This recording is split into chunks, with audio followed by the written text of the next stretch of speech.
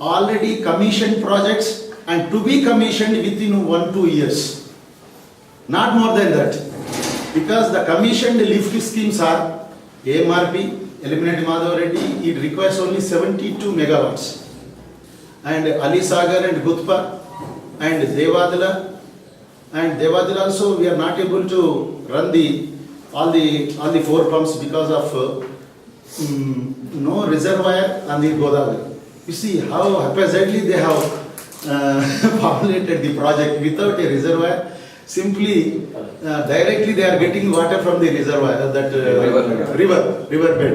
And all the motors are getting damaged with the sand. And that way, unless Kantanapalli is constructed, that cannot be utilized properly. And Kantanapalli, it requires only 800 megawatts. But so far, only the barrage, today I have read, only the tender for the barrage is finalized. You see, when you that is out of 10,000 crores project, only they have called for tenders 1,800.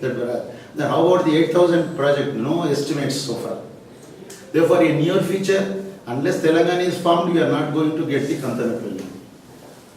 Unless Kantanapalli is constructed, we are not going to stabilize the SRSP Ayakat of 7.5 lakh acres in stage 1 and stage 2.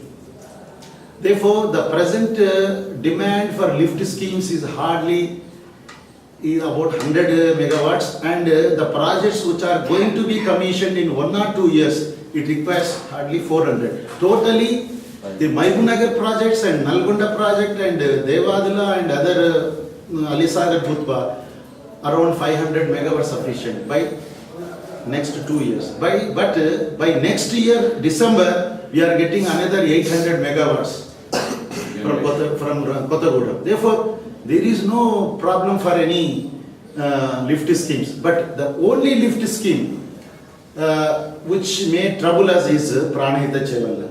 It requires nearly 3,300 megawatts. For that purpose, we have given a concept paper to the government 2 years back to go for a captive power stations in 3 different places. 3,000 megawatt power station in Karimnagar to cater the needs of Pranahita Chevalla and Yellampalli and other things. And another 2,500 in Warangal for Kantanapalli, Devadala and Rajiv and Indirama lift schemes in Khammam. And another 2,000 megawatts power station in Mahbubnagar for the projects which are going to be commissioned very recently.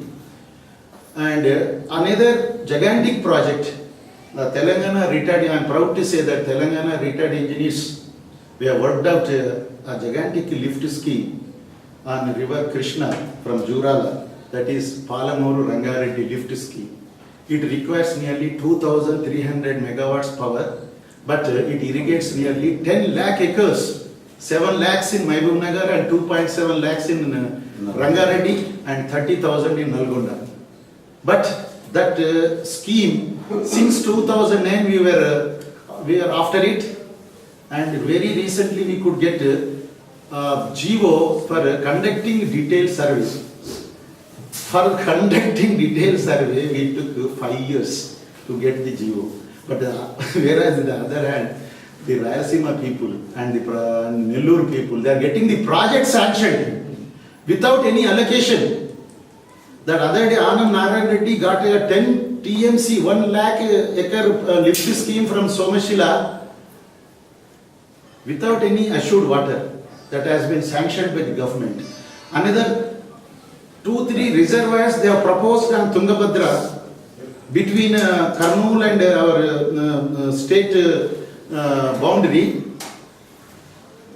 20 TMC reservoir, they got it surveyed already, and it is now under with the government for the sanction. What is this for? This side is Mahbubnagar is there. Nobody has the minister is from Telangana and projects being sanctioned. What is this? Then immediately we have approached the government and we said, you see, you are not getting water for RDS. RDS Out of 87,000, hardly 25 to 30,000 acres are being irrigated. For that purpose, we need a stabilization measure by going for a lift scheme for 10 TMC. Therefore, if you want to give sanction to any reservoir in Tungabhadra, 50% should be given to the Mahbub Nagar. Then only we will accept, otherwise we are not going to accept. So you see, then they have given only 5 TMC. They made a 5 TMC provision. He said 5 TMC, దానం చేస్తున్నారు అసలు ఎవరికి 5 TMCs? Total మనది ఉంటుంది, మనకు 5 ఇచ్చి వాడు 15 తీసుకుంటాడంటే it is not acceptable to the Telangana people. We want 50%. And you see, in Andhra, all the existing anickets have been converted into barrages. Dhavaleshwar was anicket. With the state government after formation of Andhra Pradesh, they have constructed a barrage, Saravkar Cotton barrage, and increased the Ayakat also. Increased the Ayakat also. Nearly 4 to 5 lakh acres have been increased in Godavari Delta. Again, in this Krishna, it was an anicket. It was converted as a barrage, a Prakasham barrage, and they have increased the Ayakat. Again, this on Tungabhadra, there was an anicket, Sumkeshla anicket for KC Canal. That was also with the help of Japan Bank loan, they have converted into barrage. The only anicket which is in Krishna and Telangana side, RDS, nothing is in progress. We are not able to go to that place also. That is in Karnataka one side and other side is Kurnool. When Telangana is formed again,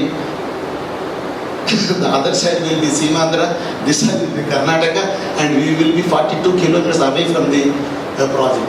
Therefore, it requires a barrage and a lift scheme. From the Sumkeshla barrage itself, we have proposed one lift scheme to cater the needs of the RDS people.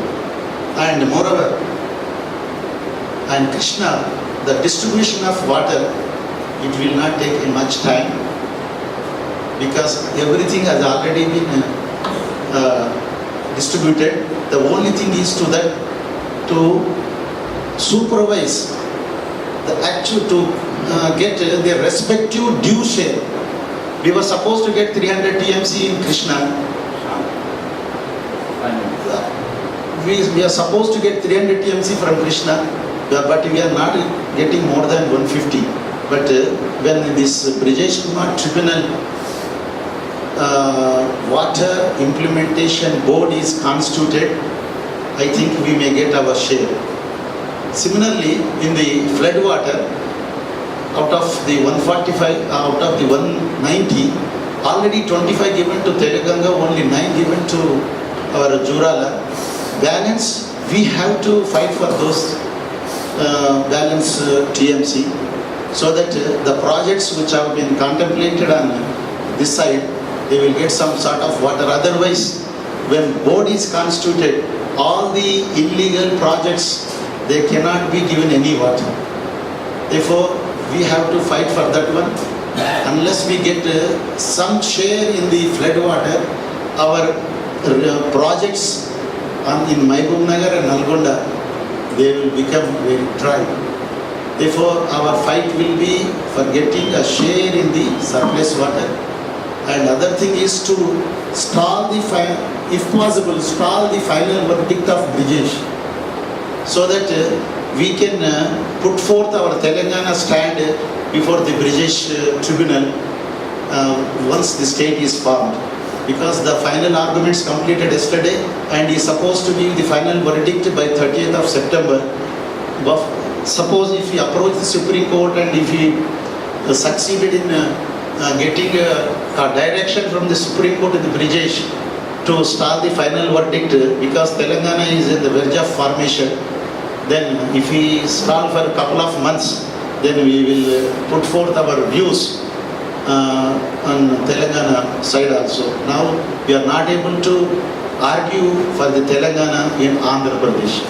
Anyhow, this first we want the division, then only we have to think about the distribution. Nothing to worry about the distribution. We are on the upper side. We have got so many projects. If unless we won't get justice, there are so many other ways to get the justice. Therefore, I hope we will not, there won't be any problem on the front of water and in front of power. We will be sufficiently, we are in good condition, and really as the aspirations of those martyrs who have died for Telangana, 1,000 people's aspirations for దివ్యమైన భవ్యమైన తెలంగాణ గురించి ఎవరైతే త్యాగం చేశారో వారి త్యాగాల ఫలితాలు ఏవైతున్నాయో తప్పకుండా మన తెలంగాణలో చూస్తామని చెప్పేసి నేను భావిస్తూ నాకు ఈ అవకాశం ఇచ్చినటువంటి నిర్వాహకులు మరొకసారి ధన్యవాదాలు. జై తెలంగాణ.